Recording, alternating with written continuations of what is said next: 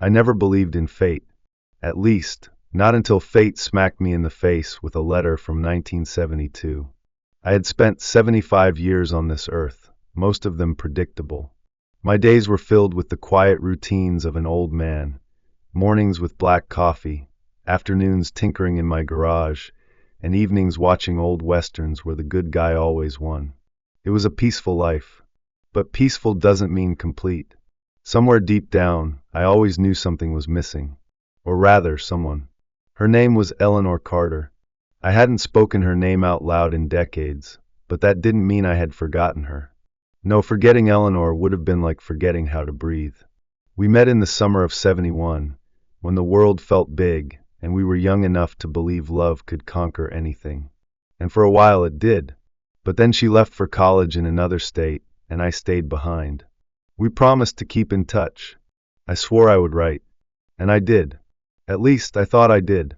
It was a regular Tuesday afternoon when I found it, the letter that changed everything. I had been cleaning out my storage room, a task I had been putting off for years. Dust filled the air as I rummaged through old records, forgotten books, and boxes of things I had no memory of keeping.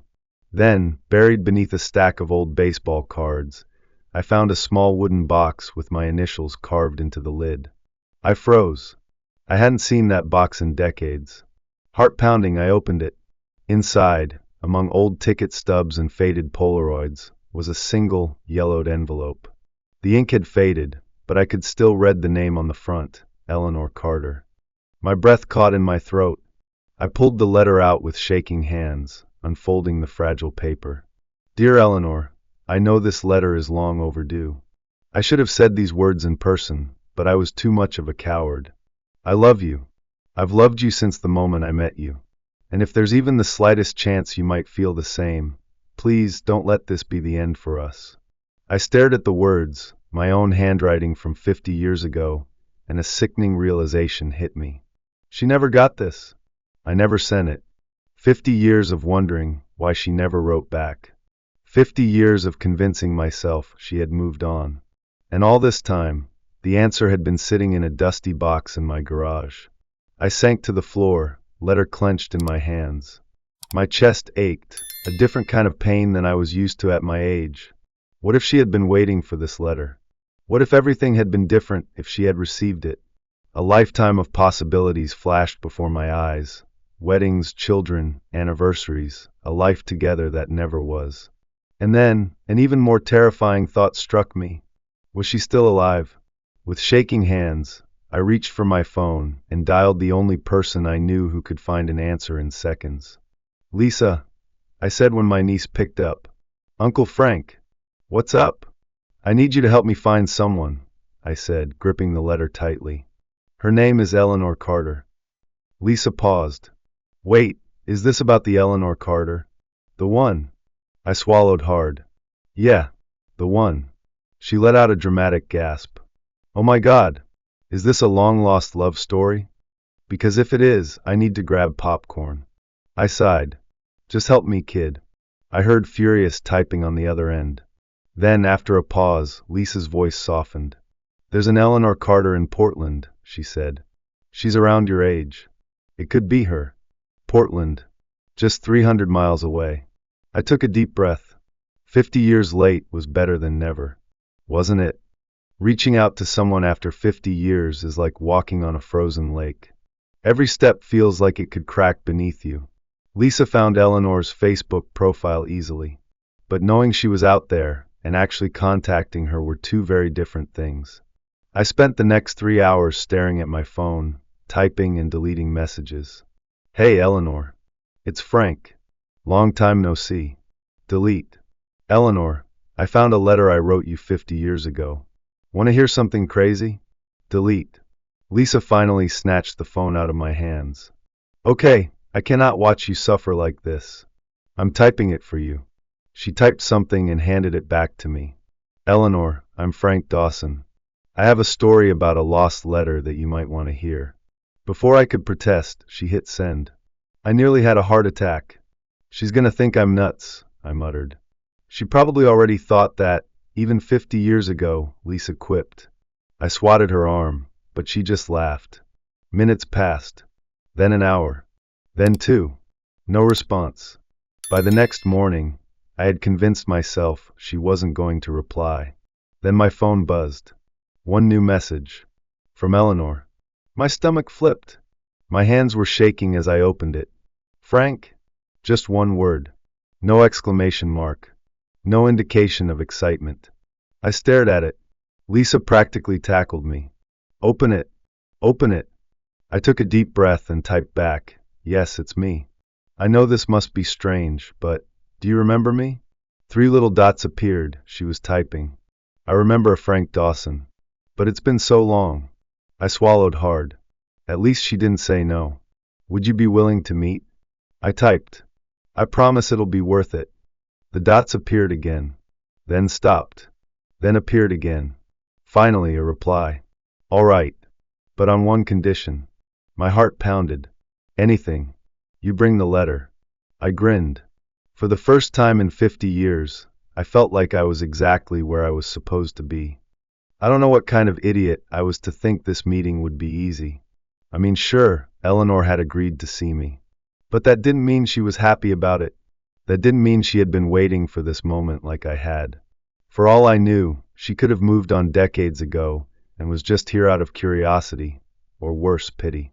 And yet, here I was, gripping the steering wheel like it was the only thing keeping me alive as I pulled into the parking lot of the small cafe in Portland. I checked my reflection in the rearview mirror. The face staring back at me was old, older than I wanted to admit. But somewhere underneath the wrinkles, the thinning hair, and the tired eyes, I hoped Eleanor would still see the man she once knew. Taking a deep breath, I grabbed the letter, our letter, and stepped out of the car. Inside, the cafe was warm and smelled like fresh coffee and cinnamon. My eyes scanned the room, heart hammering. And then I saw her. Eleanor Carter. She was sitting by the window, a cup of tea in front of her, looking out at the street with a thoughtful expression. Time had changed her, just as it had changed me. Her silver hair was pulled back in a neat twist, and there were soft lines around her eyes and mouth, laugh lines, I hoped. But when she turned and met my gaze, my breath caught. Because it was still her. Still the woman I had loved all those years ago. Her lips parted slightly in surprise, and then, slowly, a small, hesitant smile formed. I took a step forward, then another, until I was standing right in front of her. Frank Dawson, she said, tilting her head slightly. I was beginning to think you wouldn't come. I let out a breathless chuckle. Got held up by an existential crisis in the parking lot. That made her laugh, a soft, warm sound that sent a rush of memories flooding back. Sit down, Frank, she said, gesturing to the chair across from her. I did, still feeling like I was in some kind of dream. For a moment, neither of us spoke. We just looked at each other, trying to bridge the 50-year gap between us. Then Eleanor's eyes flicked to my hand, where I was still clutching the letter. Is that it? She asked quietly. I nodded, setting it on the table between us. The paper was yellowed with time, but the words inside were still as clear as the day I wrote them. She reached for it, her fingers brushing mine for the briefest second before she unfolded the letter and began to read. I held my breath. Her expression was unreadable as her eyes moved over my words, her lips pressing into a thin line. When she finally looked up, there was something raw in her gaze, something that made my chest tighten. You never sent this, she said, voice barely above a whisper. It wasn't a question. I swallowed hard. No. I meant to. But I guess life got in the way. Eleanor was quiet for a long moment. Then, to my surprise, she let out a small, shaky laugh. You know, she murmured, I waited for a letter. For a long time. My breath hitched. You did? She nodded. I thought, maybe I imagined everything between us. Maybe you had moved on. So I tried to do the same. I leaned forward. And did you? Her eyes searched mine, and I could see the hesitation, the vulnerability. Then softly she whispered no. The weight of that single word nearly knocked the air out of me. For 50 years, we had been two people drifting through life, believing we had lost each other. But now, here we were. Still us. Still unfinished. After that meeting, Eleanor and I started talking. First, it was cautious. Slow. like two people trying to rebuild something fragile. We talked about our lives, what we had done, where we had gone, who we had become. She told me about her failed marriage, how she had spent the last 20 years volunteering at a senior community, how she had never quite found the kind of love she had with me. I told her about my quiet life, my years as a teacher, and how I had never married because no one else had ever been her. At first, it was just phone calls and messages. Then, I started driving back to Portland. Again, and again, and somewhere along the way, those visits turned into something else. One evening, as we sat on a park bench, watching the leaves fall, Eleanor turned to me and asked, "Frank, are we dating?" I nearly choked on my coffee. I don't know. Are we? She grinned. Well, you keep showing up, and I keep letting you. Feels like dating to me. I laughed, shaking my head. Guess I should have asked you out officially, huh? She raised an eyebrow. Frank, you did. 50 years ago. I just got the invitation a little late. That made us both laugh, and before I knew it, I reached for her hand. She didn't pull away. 50 years had passed, but in that moment, it felt like no time at all. One evening, I took her dancing. Or at least I tried to. Turns out, neither of us had the same moves we once did. Halfway through the first song, I stepped on her foot, and she yelped. Frank Dawson, if you break my toe, this relationship is over. She scolded. I grinned sheepishly. Wouldn't be the first time I made you wait on me. She smacked my arm, but she was laughing. And just like that, I knew I had been given a second chance. And I wasn't going to waste it. One evening, as we watched the sunset together, Eleanor squeezed my hand.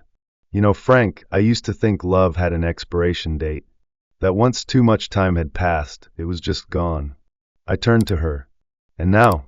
She smiled. Now I think maybe love just waits. Until we're ready to find it again. I lifted her hand to my lips, pressing a gentle kiss to her fingers. Good thing I finally found my way back to you, I whispered. She chuckled. Yeah, about damn time. And as the sun dipped below the horizon, I realized, love doesn't have a deadline. Sometimes it just takes the scenic route. And for us, it was worth the wait.